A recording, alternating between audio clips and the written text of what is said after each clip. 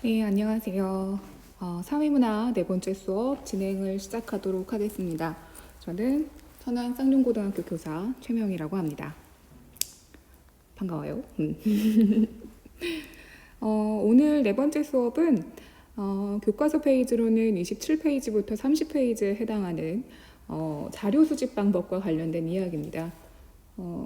사회문화 현상의 탐구 과정에서는 자료를 어떻게 수집할까라고 하는 제목인데요. 시작하기 전에 근황부터 원래 워밍업이 필요해. 그렇지 않아? 워밍업은 어쨌든 필요해. 그 요즘만큼 그냥 보통의 날들 평범했던 거 그냥 예전에는 되게 재미없어 아니면은 늘 똑같아라고 생각했던 것들이 이제는 뭐랄까요? 평범하지 않게 돼버린 것 같은 느낌이에요. 벌써 지금 학교가 이렇게 텅 빈 상태로 벌써 2달이 가까워져 가고 있잖아요. 그쵸? 여러분들은 지금 본의 아니게 집안에서 지금 말도 안 되잖아요. 그쵸?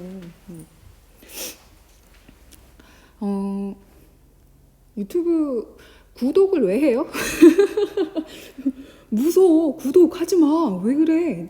나 그거 온라인 클래스에서 가끔씩 이 동영상을 끌어올 때 좀 오류가 나는 것 같아서 그냥 영상을 다 공개 상태로 해버렸더니 미리 이제 아직 수업 진도는 클래스는 아직 안 열렸는데 동영상이 올라가면 알림이 뜨나 봐요. 아직 올리지도 않은 수업인데 벌써 누군가 와서 보고 갔어. 와, 진짜. 왜 이래요? 무서워요. 하지 마. 나 이러다가 나 괜히 또 두근거린단 말이야. 펭수처럼 될까봐. 나 펭수도 처음에 구독자 10명에서 시작했잖아. 그러다 음반 냈잖아. 나 어제 펭수 노래도 들었단 말이야. 왜 사람 설레게 왜 그래? 하지 마. 다 나가, 구독자. 나가줘요. 이거를 이제 동영상을 만들려고 하다 보니까 저장을 하기가 되게 좀 쉬운 일이 아니더라고요. 그래서 본의 아니게 요즘에 클라우드 유목민이 됐어요, 제가. 이걸 저 3학년 사회문제 탐구 시간에도 얘기를 했던 건데. 그래서 뭐 네이버 클라우드도 갔다가 이제 그 애플에서 제공하는 아이클라우드도 갔다가 막 왔다 갔다 하면서 그 저장할 수 있는 그 저장 매체를 구하기 전까지는 계속 그렇게 왔다 갔다 하다가 그 과정에서 2014년도에 저장해 놓은 전화번호 주소록을 발견한 거예요, 제가. 그래서 완전히 그냥 아니 이런 유물이 막 이러면서 보니까 그때 제가 2013년도에 처음으로 담임을 했던 반의 아이들의 전화번호하고 그 다음 해에 이제 담임을 했던 아이들 전화번호들이 이렇게 다 저장이 되어 있었는데 그걸 이제 백업하려고 거기다 올려놨었나 봐요. 와, 갑자기 뭔가 되게 반가운 느낌 있죠.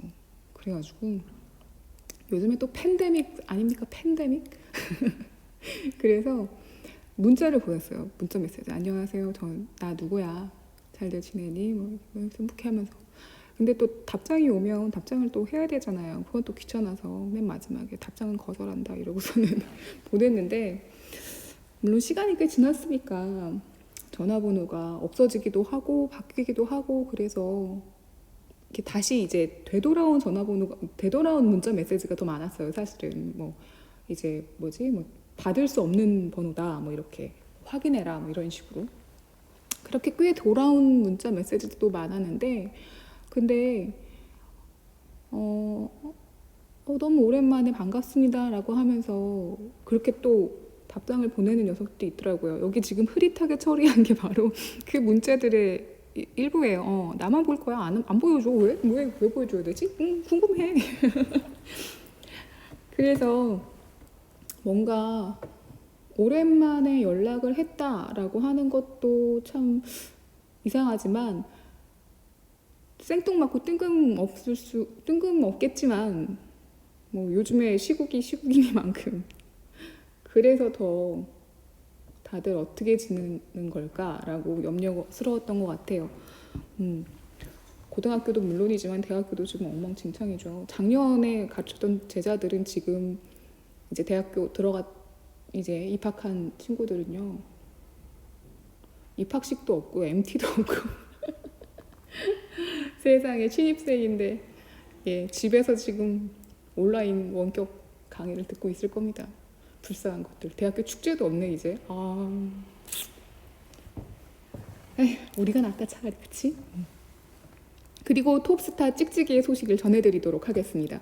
제가 언젠가 얘기했는지 모르겠는데 학교에 학생이 없다 보니까 선생님들이 이야기할 거리가 없어서 교무실에서 숨어 살고 있는 찍찍이가 이야기의 주제라고 얘기했나 안 했나 모르겠어요. 아무튼 지금 상황이 그렇습니다. 근데 이 찍찍이는 정말 엄청나게 똑똑합니다. 학교에 사는 쥐라서 그런지 교육을 받은 것 같아요. 아무데나 막 뭐 하지 않습니다. 그러니까 주로 음식물을 섭취하는 책상이 정해져 있고 주로 볼일을 보는 책상이 정해져 있습니다. 이렇게 딱 정해져 있는 곳에서만 뭔가 일을 저지르는 거죠. 근데 이게 좀 그 해당되는 책상이 아닌 이제 사람들은 하지만 그 책상에 해당되는 분은 되게 불편하잖아요. 그래서 결국 쥐덫을 놓기로 했거든요. 근데 그 끈끈이를 놓고 했는데도 잡히지가 않는 거예요. 오히려 보란 듯이 더 엉망진창을 만들기 시작을 했습니다. 다육이를 막 다 뽑아가지고 막 깨물고요.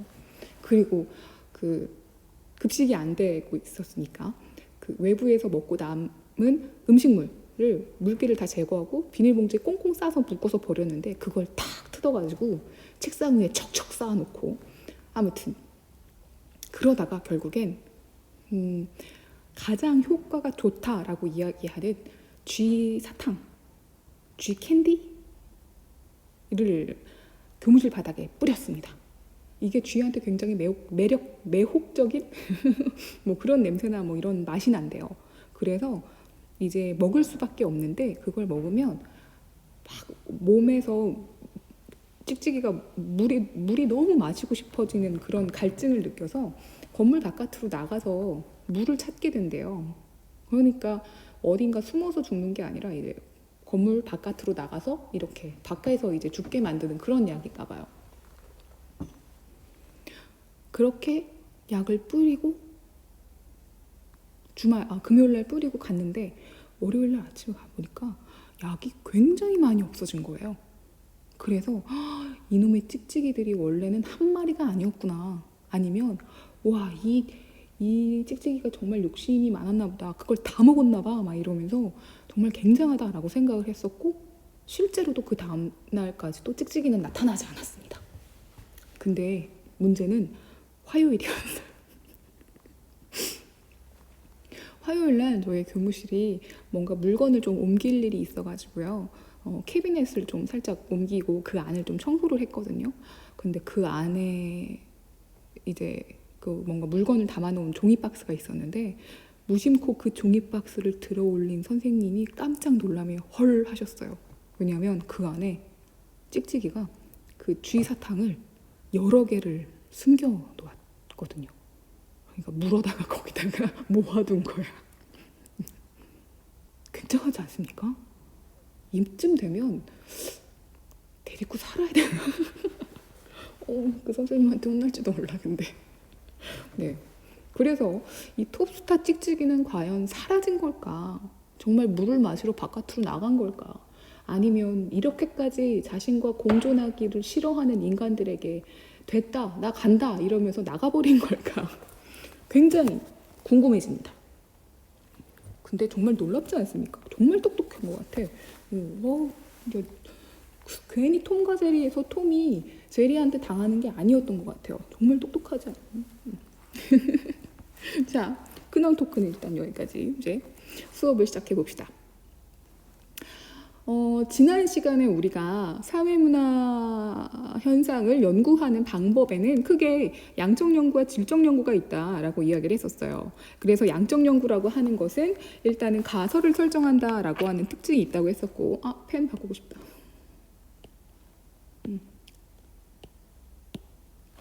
이 가설을 설정을 하고 그 가설이 실제로 맞는지 안 맞는지를 확인하기 위해서 자료를 수집하는 방법들을 결정하는 연구를 설계해서 자료 수집해서 분석하고 하는 그러한 것들을 이렇게 한다. 그리고 주로 양적 연구를 선택하는 경우는 자연현상과 뭐는 사회문화 현상은 크게 다르지 않다. 그러니까 같은 방법으로 연구해도 우리는 거기에서 법칙이나 일반화시킬 수 있는 결론을 얻을 수 있다라고 보는 방법론적 일원론에서 출발을 한다고 얘기했었습니다. 그리고 질적 연구 같은 경우는 어떻게 사회문화 현상과 자연현상이 동일한 것으로 볼 수 있겠느냐.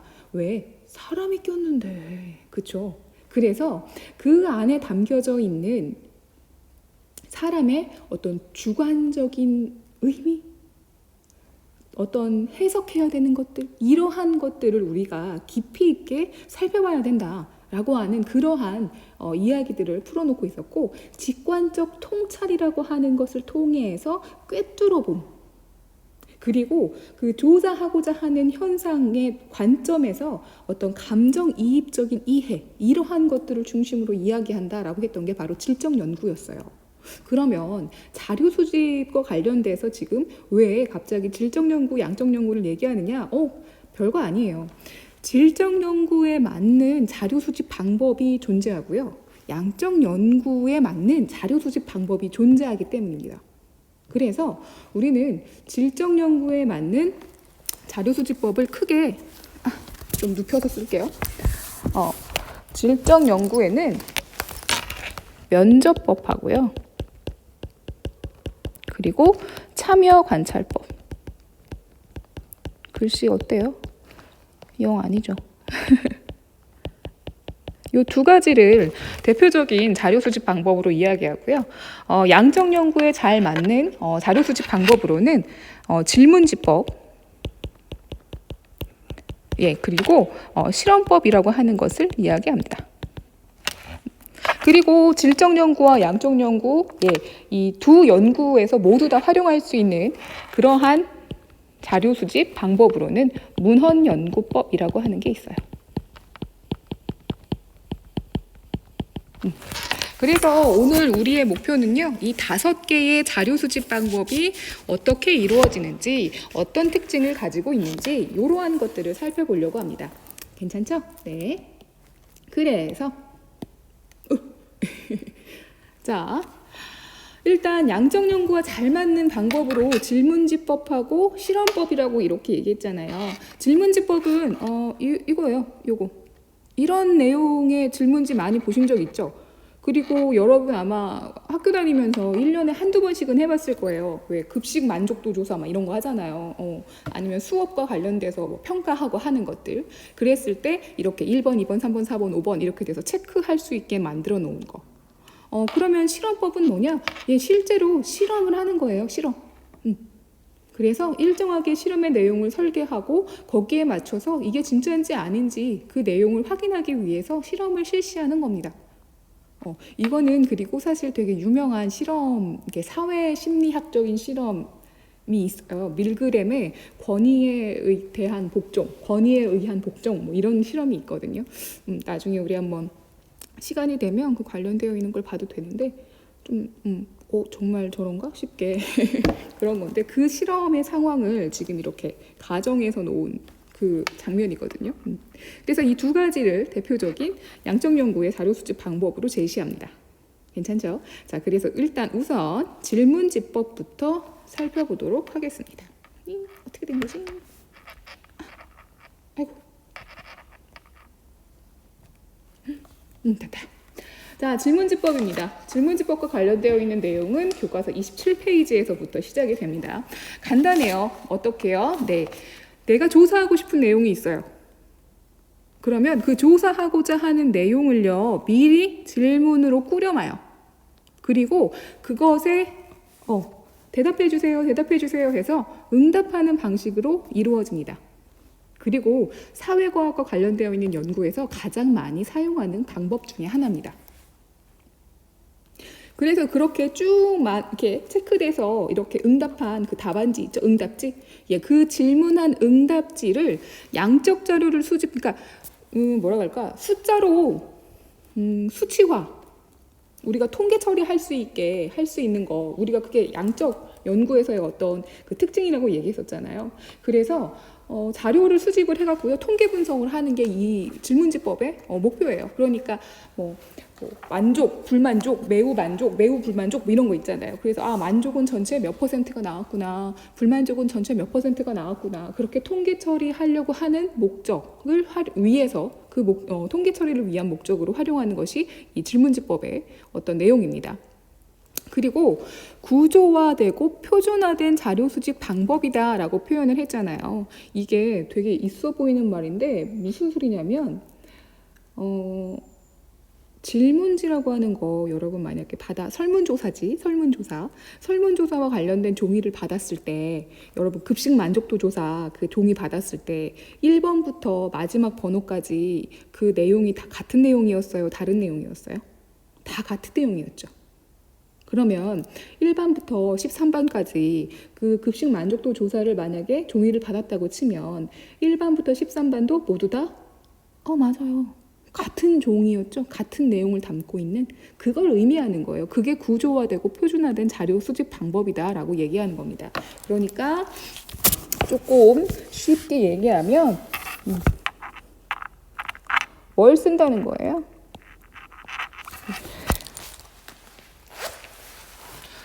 모든 대상자에게, 모든 조사 대상자가 다 같은 형식과 내용의 질문,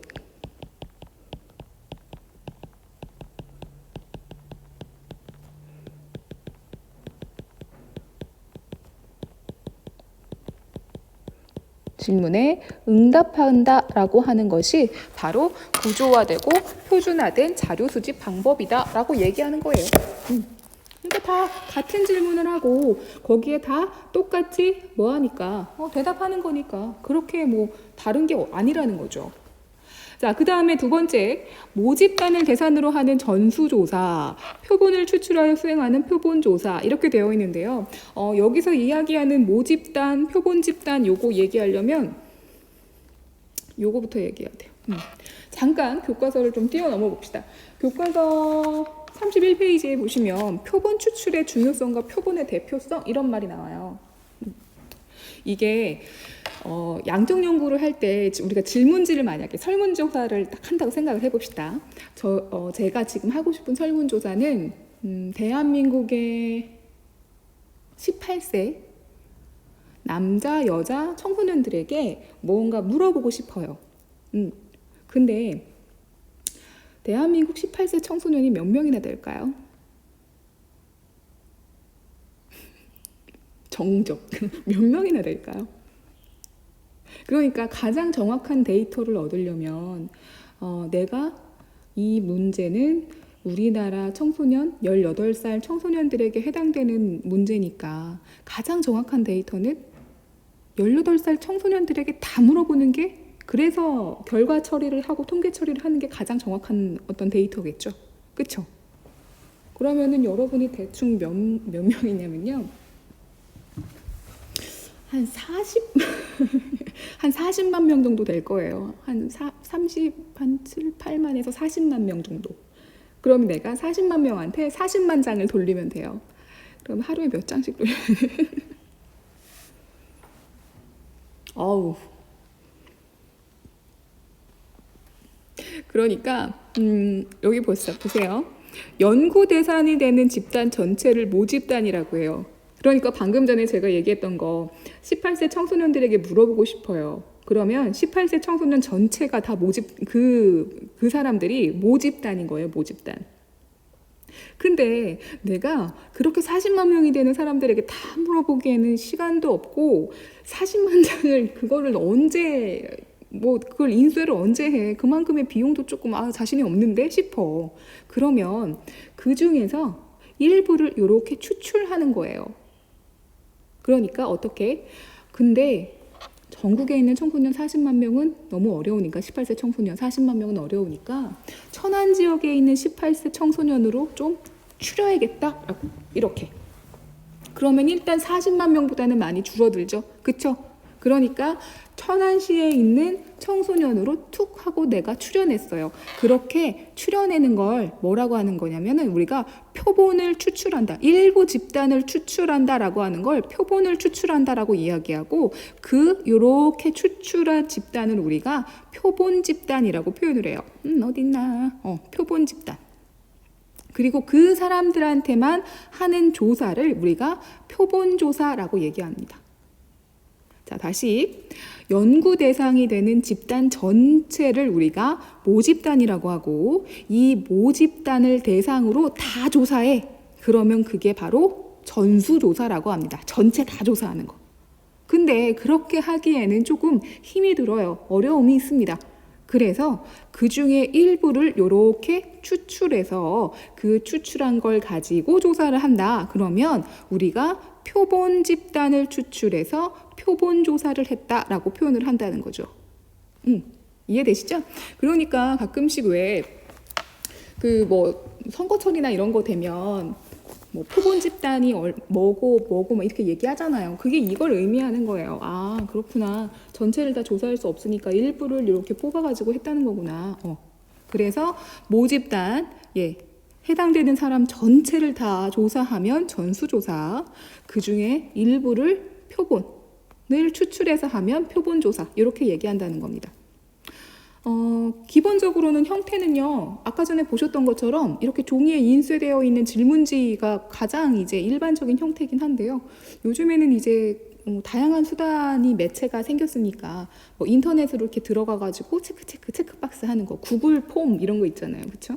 그리고 가장 최근에는 부모님이나 아니면은 만 18세니까 여러분은 해당이 없겠구나.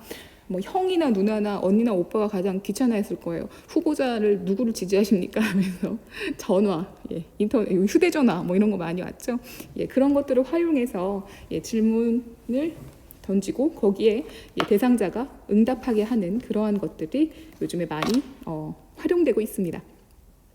자, 그럼 장점하고 단점이 있는데요. 이거는 다 모든 자료조사 방법에 해당되는 장단점이니까 기억을 해두셔야 돼요. 여기 다음 방법에도 또 나옵니다. 자, 이게 되게 쉬워요. 뭐가 쉽냐면 똑같은 문제를 만들어서 쫙 뿌려. 그런 다음에 쫙 하고 걷어오면 돼. 그러니까 뭐 하기가 싫어요? 여러 명한테 한꺼번에 대량의 자료를 만들기가 되게 쉬워요. 인쇄야 그까짓 거 100장이고 1000장이고 그냥 기계 돌리면 되잖아. 그렇잖아. 요즘엔 더 쉬워. 다음 링크를 눌러서 대답해 주세요. 이렇게 얘기해버리면 손가락으로 톡톡톡톡 해버리면 되잖아. 응? 그래서 다음에 나오는 자료 수집 방법들에 비해서 시간이 덜 들고요. 돈도 덜 들어요. 돈 많이 든다면서 40만 장 아까 그거 질문지 처리 못 한다면서요. 조금 있다가 말도 안 되는 거 나와요. 거기에 비하면 얘는 양반이에요, 양반. 종이 한 장 인쇄하는데 얼마나 들어요. 그렇지 않아요? 요즘에 PC방이나 이런 데는 좀 비싸게 받을지도 모르지만 한 장에 100원이라고 해도 얼마죠? 10장에 1,000원, 100장에 10,000원.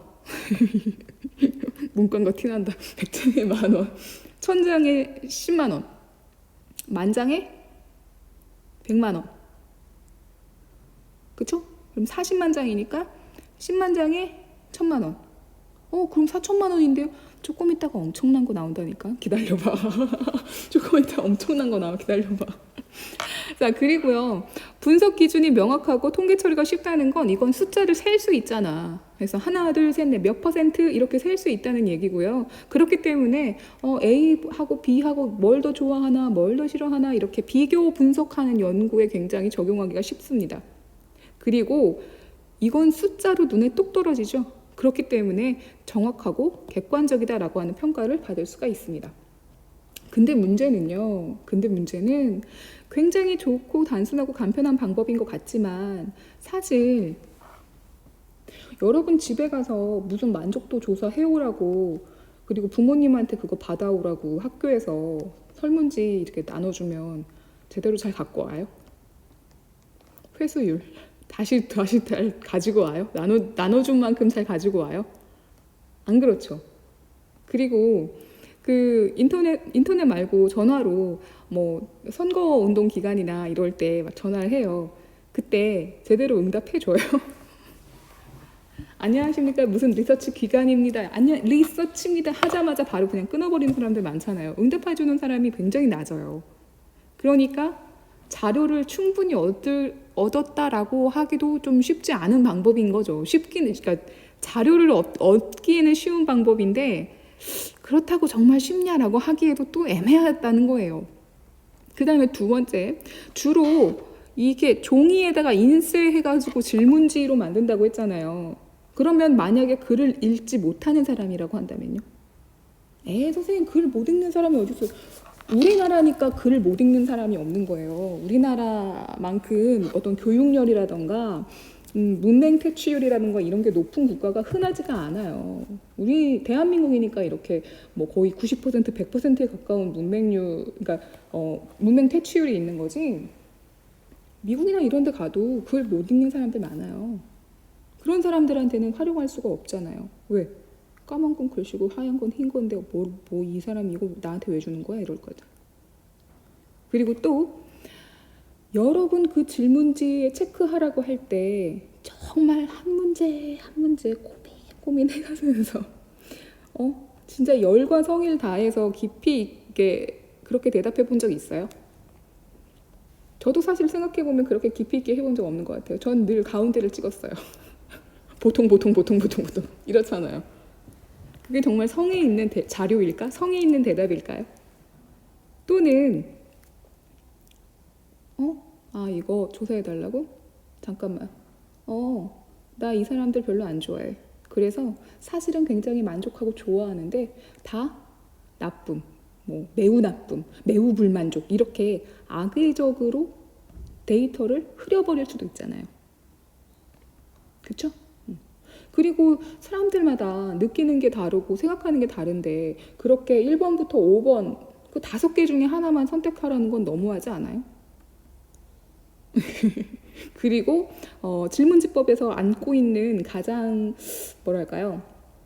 좀 가장 큰 약점이라고 한다면 바로 표본의 대표성이 확보되지 않으면 해당 자료에 대해서는 우리가 믿기 어렵다라고 표현을 한다는 겁니다. 그게 바로 아까 전에 잠깐 살펴봤었던 31페이지에 나왔던 그 얘기예요. 표본의 대표성이라고 하는 건 아까 전에 모집단에서 일부를 추출한 게 표본이라고 얘기했었죠. 이건 뭘 얘기하는 거냐? 이 모집단에서 뽑아낸 표본이 과연 얼마나 모집단을 닮았느냐? 이게 바로 표본의 대표성이다. 이렇게 표현을 해요.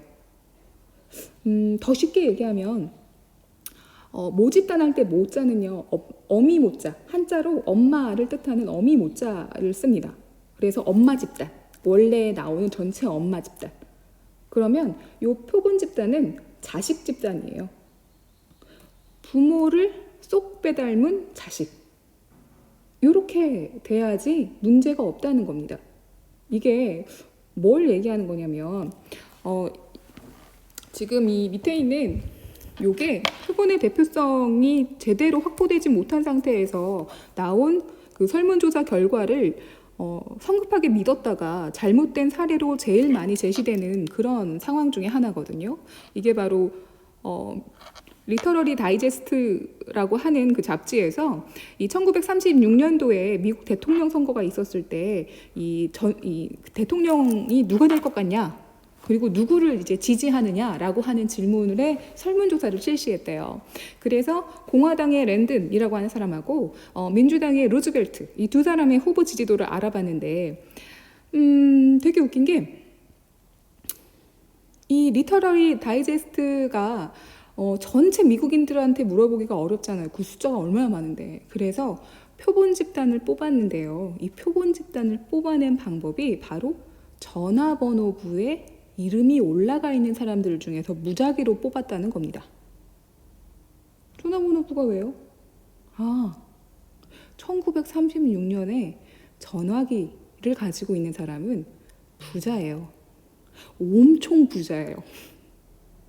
그러면 그때 당시에 전화번호부에 이름이 올린 사람들은 굉장히 경제적으로 지위가 높은 사람들일 거고, 그리고 그 사람들이 미국 사람들 전체를 다 대표한다라고 볼 수 없죠.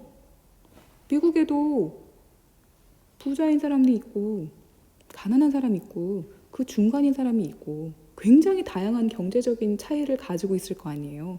근데 어느 정도 일정 수준의 소득을 가지고 있는 사람들한테만 물어보고 그게 마치 미국 사람 전체의 의견인 것처럼 생각을 해버리면 그건 부모를 다 닮지 않은 자식을 보고 엄마 아빠 쏙 빼닮았네 라고 얘기하는 거랑 똑같지. 이해돼? 그거예요, 그거. 그래서 그때 당시 리터러리 다이제스트는 여러분 교과서도 보이시죠?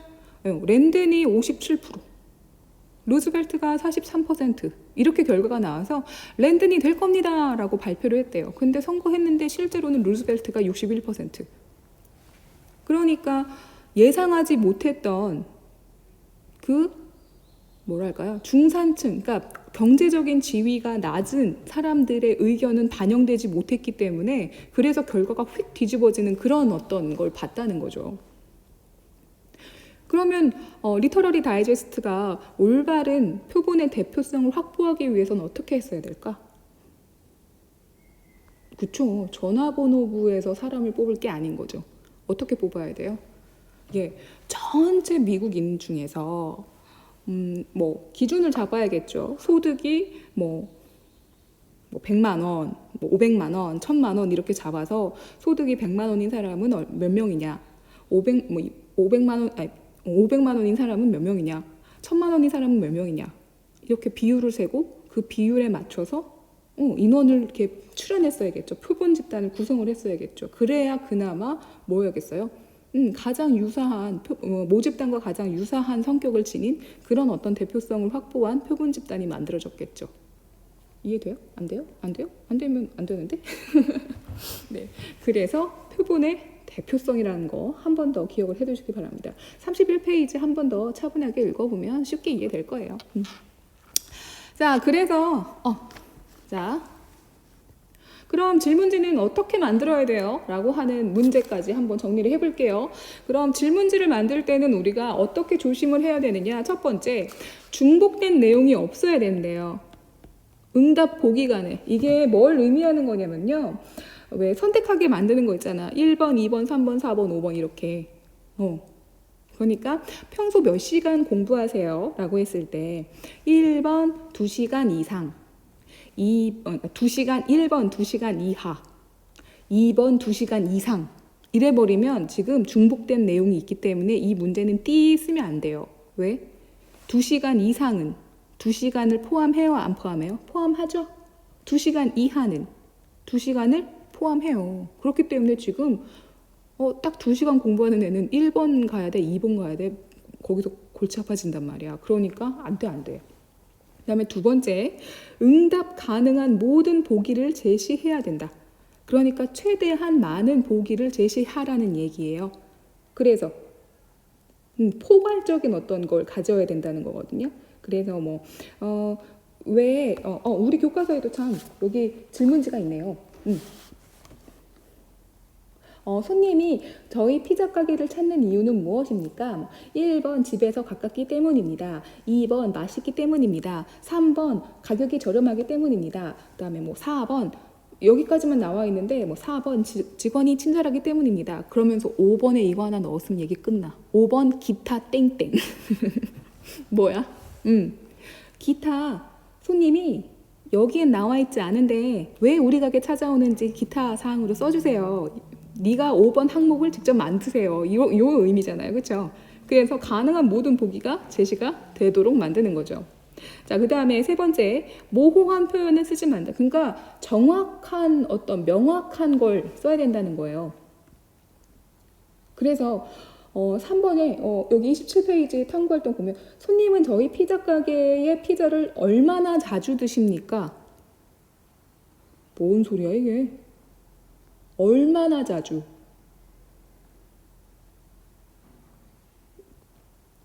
무슨 소리야? 못 알아듣겠지. 얼마나 자주라니? 그러니까 일주일에 몇 번, 뭐 아니면 뭐 한 달에 몇 번, 뭐 이런 식으로도 해줘야지. 얼마나 자주라니. 이게 난 뭔 소리인지 모르겠다, 야. 그다음에 네 번째요. 한 문항에는 하나씩만 질문해야 돼요. 그러니까 두 개를 이렇게 묶어서 질문하면 안 돼요. 예를 들면 여기에는 지금 문제가 안 나와 있는데, 여기 있다. 손님은 저희 피자 가게에서 만든 피자의 맛과 양을 어떻게 생각하십니까? 이런 경우 있을 거 아니야. 맛은 마음에 들어. 근데 양은 난 늘 배고파. 그러면 맛은 만족이지만 양은 불만족이잖아. 근데 맛과 양은 이렇게 한꺼번에 물어버리면 나는 어느 걸 대답해야 될지 알 수가 없어요. 그러니까 뭐 해야 돼? 손님은 저희 피자 가게 피자의 맛은 어떻게 생각하십니까? 그 다음에 양은 어떻게 생각하십니까? 하나에 하나씩만. 자, 그리고 특정 응답을 유도하는 질문을 하지 않아야 된다. 그러니까 내가 듣고 싶은 대답은 정해져 있어. 그러니까 넌 이것만 대답해. 이렇게 얘기하면 안 된다는 거예요. 예를 들면 저희 피자 가게는 얼마 전에 신문에 맛있는 100대 피자 가게로 선정되는 등 굉장히 유명해졌는데 저희 피자 가게에 대해서 어떻게 생각하십니까? 장난해? 아니 이렇게 자랑을 많이 해놓고서는 어떻게 생각하냐니 그냥 긍정적인 것 뿐이잖아. 그런 의미, 그렇게 되는 겁니다. 자, 그래서 질문지법이 이렇게 정리가 되고요. 자, 그 다음에 나오는 게 실험법입니다.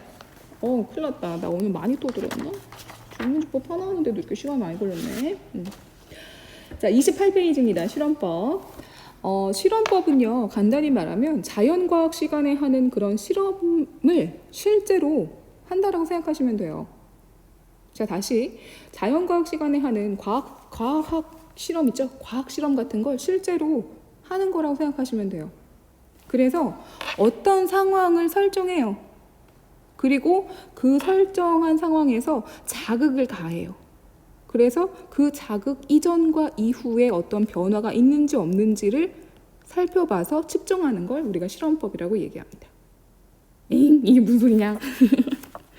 자, 28페이지 위에 보시면 학교생활 만족도 향상에 집단 상담이 효과적인가를 실험할 때의 실험 설계 사례 이렇게 되어 있죠. 자, 아까 전에 제가 어떤 상황을 가정한다고 했어요. 그러면은 지금 이 실험의 상황에서는 뭐냐면요. 학교 생활을 하는데 집단 상담을 하면 만족도가 올라가지 않을까라고 하는 걸 상황을 설정하는 거야. 그게 가설이겠지, 가설. 그치? 그런 다음에 여기에서 인위적인 자극을 한다고 했죠. 인위적인 자극. 그게 바로 여기서 뭐겠어요? 집단 상담이 인위적인 자극이 되는 거예요. 그래서 학교 생활을 하는데, 단체 학교 생활을 하는데 집단 상담이라고 하는 인위적인 자극을 받은 쪽이랑 안 받은 쪽이랑 누가 더 만족도가 높았을까라고 하는 걸 실험을 해보는 거지. 오케이? 자, 그래서 실험 순서는 이렇습니다. 일단은요. 여기 실험 집단, 통제 집단 이렇게 나오죠. 실험 집단은 아까 말했던 인위적인 자극, 다시 말해서 실험 처치를 받는 집단을 우리가 실험 집단이라고 얘기합니다. 그러면 통제 집단은 뭐냐? 인위적인 자극이 가해지지 않아요.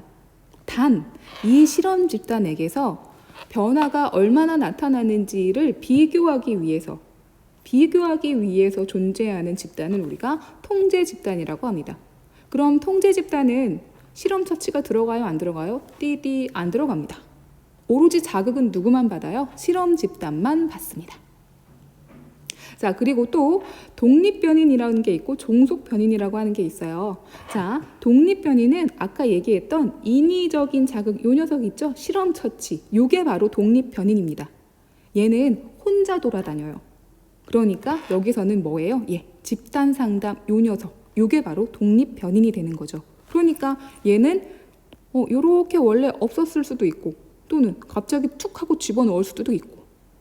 그러면 여기에서 말하는 이 애를 집어넣기 때문에 변화하는 애가 있을 거 아니에요. 그 변화하는 애 누구 때문에? 요 독립변인 때문에 변화하는 애. 영향받은 애, 그 애가 바로 종속변인입니다. 얘는 독립변인의 영향을 받기 때문에 요 종자가요,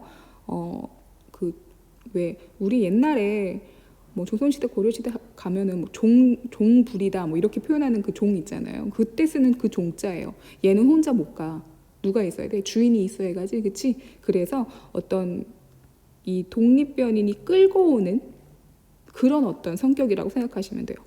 자, 그러면 봅시다. 순서는 이렇게 되는 거예요.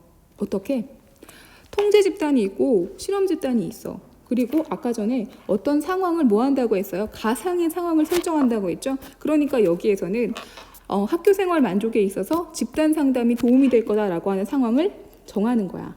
그리고 집단 상담이라고 하는 것을 하나의 독립 변인으로서 이렇게 툭 집어넣는 거지. 그럼 일단 첫 번째, 얘하고 학교 생활 만족도가 얘가 들어가기 전에, 다시 말해서 집단 상담이 들어가기 전에 각자 어느 정도였는지 일단 뭐 하기 전에, 처치하기 전에 조사를 해놔야겠지. 왜? 그래야 얘가 들어가고 나서 얘랑 비교했을 때 얘가 얼마나 커졌는지를 알 수 있을 테니까. 그치? 그리고 얘도 역시 뭐 하기 전에 얘랑 이 일정 시간이 지난 다음에 얘랑 얼마나 컸는지 뭐 비교해야 되니까 일단 얘네들을 각자 조사해야겠지. 그리고 또 뭐 얘랑 얘도 조사를 해야겠지. 왜?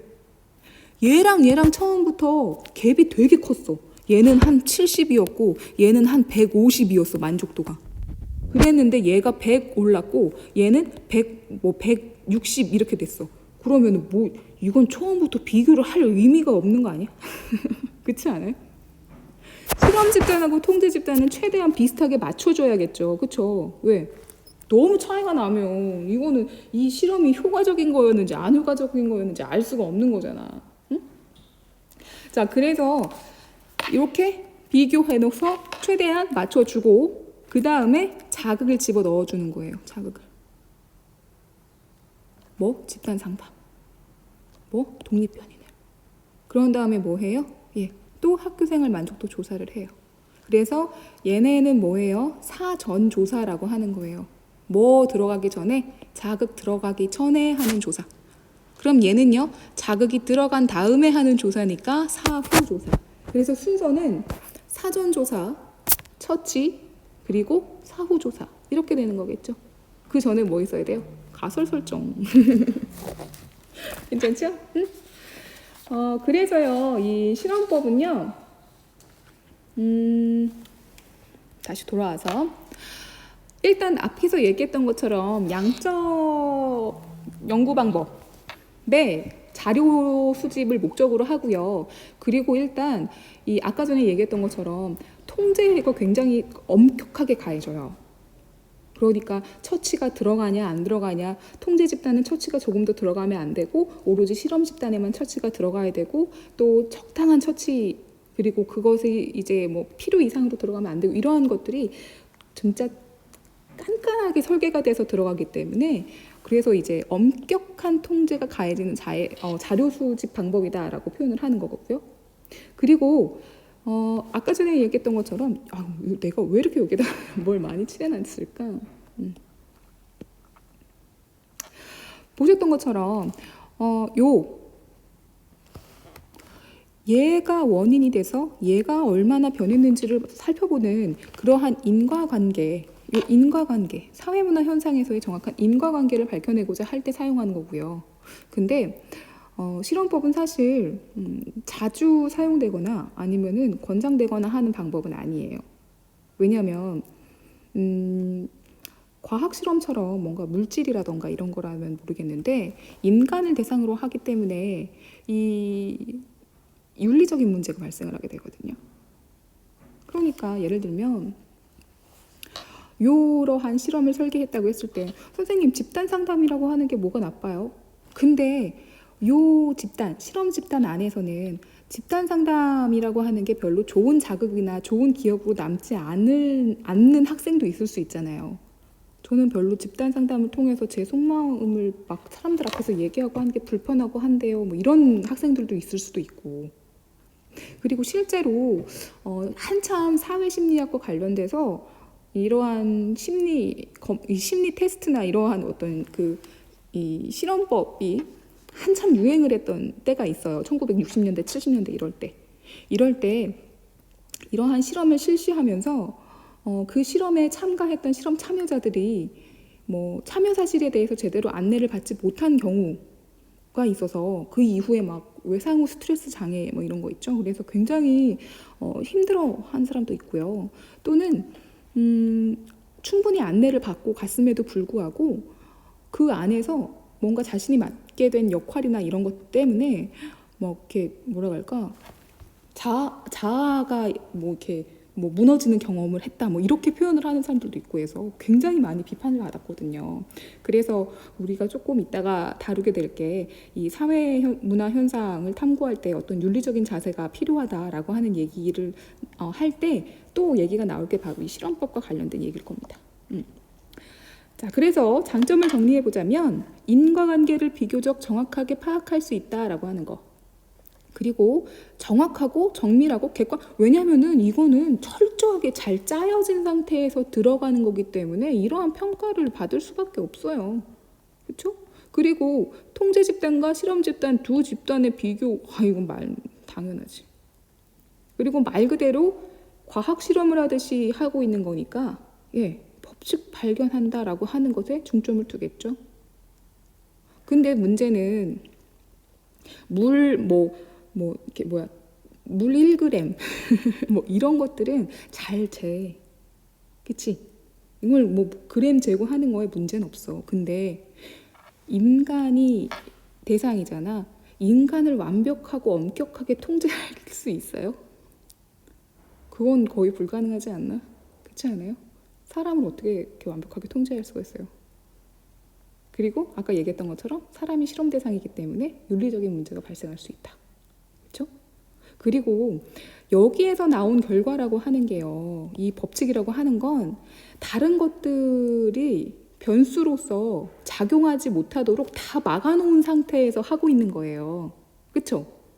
오로지 뭐 하나만 여기서도 오로지 집단 상담 하나만 가지고 지금 나머지를 다 통제해놓고 이렇게 얘기하고 있는 거잖아. 근데 실제 사회라고 하는 공간이 다른 어떤 변화할 수 있는 요인을 다 막아놓은 상태에서 얻은 결과를 이렇게 적용한다고 해서 그런 어떤 거랑 똑같은 내용이 나올 수 있을까? 그렇지 않아? 학교생활 만족도 조사라고 하는 게 집단 상담만 가지고 만족을 해? 할 수가 있는 거야. 여기서 만약에 정말 뭔가 의미 있는 결과를 얻었다고 해서 실제 학교 생활에서 여러분 학교 생활에 변수라고 하는 게 얼마나 많습니까? 한두 개가 아니잖아요. 그렇죠? 그래서 이런 어떤 딱 잡혀져 있는 딱 다 잘라놓고 딱 그것만 보는 상향의 실험을 통한 결과 그게 어떻게 가능해요? 뭐 이렇게 하는 단점도 있습니다. 시간이 벌써 이렇게 됐네요. 큰일 났다. 오늘은 양적 연구에 해당이 되는 대표적인 자료 수집 방법인 질문지법과 실험법을 살펴보고 한 장밖에 못 봤어요. 나니까 벌써 시간이 이렇게 됐네요. 정말 앞에서도 얘기했던 것처럼 보통의 날들이 이렇게나 어려운 것이었나 싶은 요즘입니다. 오늘 오전에 뉴스에서 발표를 했죠. 아주 엄청나게 엄격한 그런 어떤 거리두기에서 조금 완화됐다라고는 하지만 그래도 아직까지는 생활 속 거리두기가 필요한 그런 기간이라고 합니다. 여러분이 좀 더 빨리 교실에서 저와 수업할 수 있기 위해서는 생활 속에서 거리 두는 거 잊지 말고 그리고 꼼꼼하게 잘 챙겨 나가는 그런 거 계속 이어주셨으면 좋겠어요.